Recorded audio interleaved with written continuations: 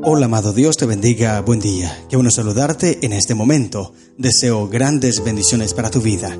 Hoy quiero invitarte a estudiar la palabra del Señor. Nos corresponde leer el capítulo 39 del libro del profeta Isaías. Es un capítulo muy corto, pero es triste, porque en este momento se mancha, se daña la hoja de vida, podríamos decirlo así, la hoja de vida del rey Ezequías. Hasta el momento, este rey ha sido perfecto. Ha hecho las cosas agradables ante los ojos del Señor. Y la sierva de Dios, Elena de White, dice en Profetas y Reyes, página 252, desde los tiempos de David no había reinado rey alguno que hubiese obrado tan poderosamente para la edificación del reino de Dios en un tiempo de apostasía y desaliento. El moribundo rey había servido fielmente a su Dios y había fortalecido la confianza del pueblo en Jehová como su gobernante supremo, y como David podía ahora interceder así. Entonces, este rey es un rey que hizo las cosas buenas ante los ojos de Jehová. Hasta el momento había sido perfecto, hasta el momento de su enfermedad, pero luego de allí, cuando no acepta la voluntad de Dios y más bien clama y clama para que Dios le dé salud, Dios le restaura la salud, como leímos el día anterior, el capítulo 38, y le da 15 años más de vida. Pero esos 15 años fueron lamentablemente los que sirvieron para que se le colocara en la hoja de vida de este rey bueno, se le colocara una mancha allí, un defecto, y esto aparece en el capítulo 39. Por eso este capítulo es triste, porque se daña esa hoja perfecta que tenía Ezequías. Dice el versículo 1, capítulo 39 de Isaías, versículo 1. En aquel tiempo, Merodach Baladán, hijo de Baladán, rey de Babilonia, envió cartas y presentes a Ezequías, porque supo que había estado enfermo y que había convalecido. Y se regocijó con ellos Ezequías y les mostró la casa de su tesoro, plata y oro, especias, ungüentos preciosos, toda su casa de armas y todo lo que hallaba en sus tesoros. No hubo cosa en su casa y en todos sus dominios que Ezequías no les mostrase. Este fue un grave error. Él pues se enorgulleció, y ya te voy a leer unos textos de la sierva de Dios, Elena de White, para ampliar un poco más este capítulo, la forma o los errores más bien que cometió Ezequías aquí. Él se enorgulleció, claro, cuando vio estos embajadores de Babilonia que venían a revisar o a hacer alianzas con él. Aparentemente, él creyó de esa manera y los tomó como aliados, no sabiendo que estos más adelante vendrían a saquear. Nabucodonosor vendría a saquear toda la ciudad y llevarse los tesoros allí a Babilonia. De no haber él mostrado los tesoros que habían allí, ellos en Babilonia no los hubiesen sabido, no los hubiesen conocido, y cuando vinieron quizá no los hubiesen saqueado. Esto pudo haberse evitado, pero Ezequías abrió las puertas y dejó que el enemigo conociese lo que había allí. Y el versículo 3 viene la respuesta del profeta. Dice: entonces el profeta Isaías vino al rey Ezequías y le dijo: ¿qué dicen estos hombres y de dónde han venido a ti? Y Ezequías respondió: de tierra muy lejana han venido a mí de Babilonia. Dijo entonces: ¿qué han visto en tu casa? Y dijo Ezequías: todo lo que hay en mi casa han visto, y ninguna cosa hay en mis tesoros que no les haya mostrado. Entonces Isaías dijo a Ezequías: oye palabra de Jehová de los ejércitos. He aquí vienen días en que será llevado a Babilonia todo lo que hay en tu casa, y lo que tus padres han atesorado hasta hoy, ninguna cosa quedará, dice Jehová. De tus hijos que saldrán de ti y que habrás engendrado, tomarán y serán eunucos en el palacio del rey de Babilonia. Y esta expresión hijos también se refiere a la descendencia, o sea, más adelante esta profecía se cumplió especialmente en el caso de Daniel y sus 3 amigos, que hacían parte del linaje real. Allí se cumplió, fueron llevados cautivos. También Manasés, hijo de Ezequías, fue llevado a Babilonia por los asirios, segundo de Crónicas 33:11, allí lo puedes leer. En tiempos de Nabucodonosor, muchos miembros de la familia real fueron llevados al cautiverio babilónico, y como te dije, Daniel y sus 3 amigos, ellos fueron llevados, y allí se cumple esta profecía. Pero todo porque Ezequías le dio cabida al enemigo. Babilonia en ese momento no era tan fuerte, pero pronto él conquistaría a Asiria, derrotaría a Asiria, tomaría el poder y sería una de las naciones o la nación más potente y más poderosa que había en aquel entonces. Y es en ese tiempo cuando viene y conquista a Jerusalén. y se lleva cautivos, como dice aquí el versículo 7, a los descendientes del linaje real y también los tesoros del reino. Versículo 8, y dijo Ezequías a Isaías: la palabra de Jehová que has hablado es buena, y añadió: a lo menos haya paz y seguridad en mis días.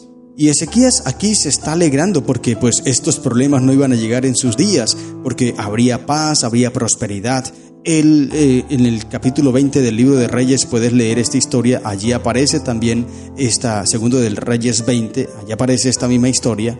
Así que allí presenta que Ezequías ora, se humilla ante el Señor, Dios escucha, y entonces le dice que esto no vendría en sus días. Así que él se alegra por esto, porque por lo menos en sus tiempos habría prosperidad y continuarían esta paz y esa prosperidad en sus días. Esa era una reacción natural que él tendría, pero era una actitud egoísta, porque Ezequías debió haberse preocupado por los problemas que llegarían a su nación, por esa decisión precipitada, esa decisión apresurada que él toma, y esto traería problemas y ruinas a la nación más adelante. Esto debió haberlo preocupado, pero él era interesado en que en su tiempo tendría paz. En ese momento él había manchado, como lo dije, manchado su hoja de vida perfecta hasta el momento. Voy a leerte varios textos de la sierva de Dios para que podamos tener un concepto más profundo acerca de esta historia. Préstale atención. Todo está en el libro Profetas y Reyes, página 255 en adelante. Allí lo puedes leer. Te lo voy a mencionar para que tú le prestes atención. Dice: la visita de estos mensajeros de un gobernante lejano dio a Ezequías oportunidad de ensalzar al Dios viviente. Cuán fácil le habría resultado hablarles de Dios, sustentador de todo lo creado, mediante el cuyo favor se le había perdonado la vida cuando había desaparecido toda otra esperanza. ¿Qué portentosas transformaciones podrían haberse realizado si esos investigadores de la verdad provenientes de las llanuras de Caldea se hubiesen visto inducidos a reconocer la soberanía suprema del Dios viviente? Cosas maravillosas se hubiesen hecho, pero Ezequías no hizo. Lo que él mostró fue las conquistas, se enorgulleció más bien.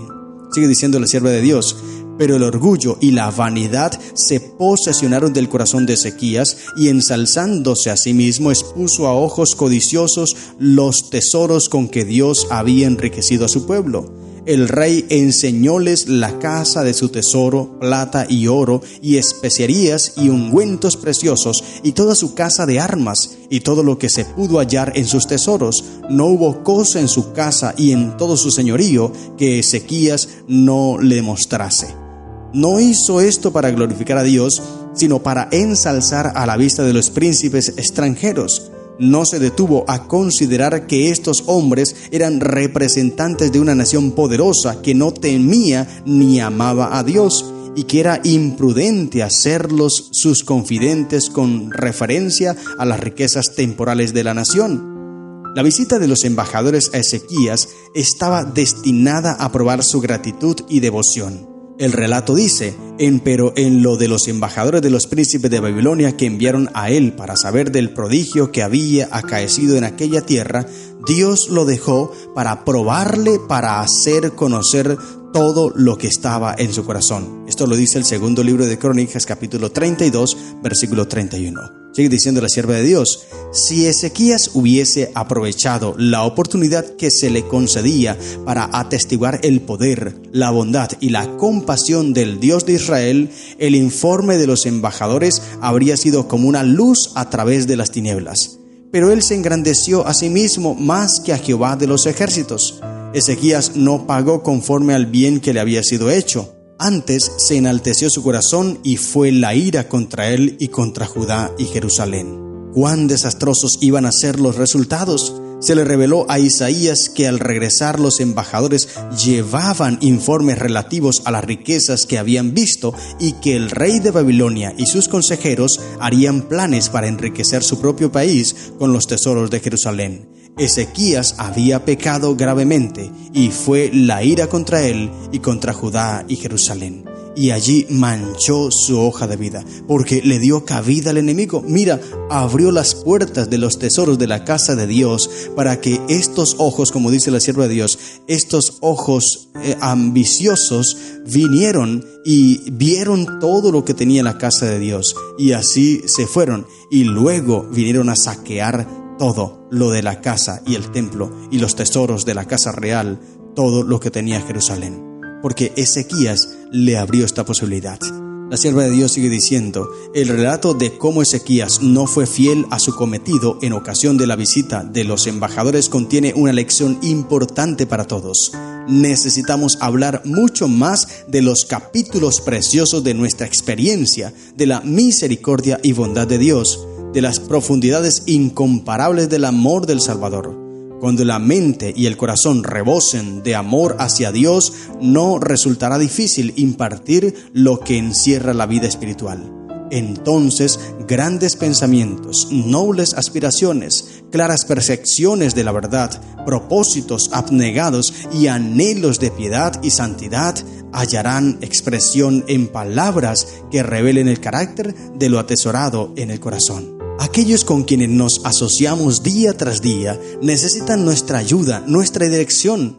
Pueden hallarse en tal condición mental que una palabra pronunciada en sazón será como un clavo puesto en lugar seguro. Puede ser que mañana alguna de estas almas se hallen donde no se las pueda alcanzar. ¿Qué influencia ejercemos sobre esos compañeros de viaje?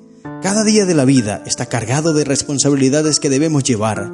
Cada día nuestras palabras y nuestros actos hacen impresiones sobre aquellos con quienes tratamos. Cuán grande es la necesidad de que observemos cuidadosamente nuestros pasos y ejerzamos cautela en nuestras palabras. Un movimiento imprudente, un paso temerario, pueden levantar olas de gran tentación que arrastrarán tal vez a un alma.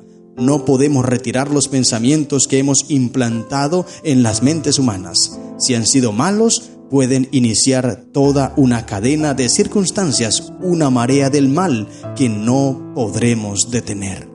Interesante todo lo que menciona la sierva de Dios. Mira todo lo que encontramos en la historia de Ezequías, este grave error que él cometió. En vez de hablar de las grandezas de Dios, él mostró las grandezas de su propio tesoro, las conquistas que él tuvo, se enorgulleció su corazón, y esto fue la causa de ruina de toda Jerusalén, por una mala decisión, porque no impresionó en la mente de estas personas acerca del amor de Cristo, sino que les mostró los tesoros y ellos se ambicionaron más y quisieron venir a tomar y conquistar todo esto. Y termino con una cita de la sierva de Dios Elena de White diciendo: por otro lado, si nuestro ejemplo ayuda a otros a desarrollarse de acuerdo con los buenos principios, les comunicamos poder para hacer el bien.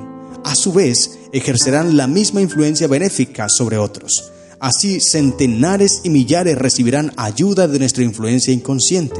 El que sigue verdaderamente a Cristo fortalece los buenos propósitos de todos aquellos con quienes trata. Revela el poder de la gracia de Dios y la perfección de su carácter ante un mundo incrédulo que ama el pecado. Esta es nuestra misión, querido hermano. No podemos caer en el error de hablar de nosotros y no exaltar a Dios. Cuando nos relacionamos con las demás personas, debe verse Cristo en nosotros, que las personas vean a Cristo en nuestra vida, que la gente vea a Cristo en nosotros y no a nosotros, que las personas vean a Jesús, que reflejemos realmente a Jesús. Esto debió haber hecho Ezequías, pero lamentablemente él cometió el error. Por eso te digo, en esta historia se mancha la hoja de vida perfecta que hasta el momento llevaba Ezequías. Sin embargo, Dios tuvo misericordia de él porque él se arrepintió. Él oró, clamó a Dios y Dios le perdonó, pero las consecuencias de sus actos pudieron llegar. Y es aquí donde podemos entender también que aunque tú te arrepientas de todo corazón, pidas perdón a Dios y Dios te perdone, sin embargo, las consecuencias de nuestros actos tenemos que sufrirlas, y por eso es que debemos tener muy en cuenta todas las decisiones que tomamos. Antes de hacer algo, antes de tomar un camino, antes de tomar una decisión, debemos ver bien qué consecuencias traerá esas decisiones. Si son malas, entonces alejémonos de esto, porque aunque Dios nos perdone, las consecuencias debemos sufrirlas. Dios perdonó a Ezequías, mira bien, Dios perdonó a Ezequías, pero las consecuencias llegaron por causa de este error que cometió Ezequías. Y luego Babilonia vino y saqueó toda la nación. Por eso, querido hermano, hoy confía en Cristo. Hoy testifica de Cristo Jesús, hoy habla de Cristo Jesús, y en cada momento de tu vida donde tengas la oportunidad, habla y exalta el nombre de Cristo, y que en ti se refleje Cristo Jesús. Este debe ser tu actuar, y siempre reflejar a Cristo Jesús. Estas son las lecciones que encontramos en el capítulo 39 del libro de Isaías. Que el Señor te bendiga. ¡Feliz día!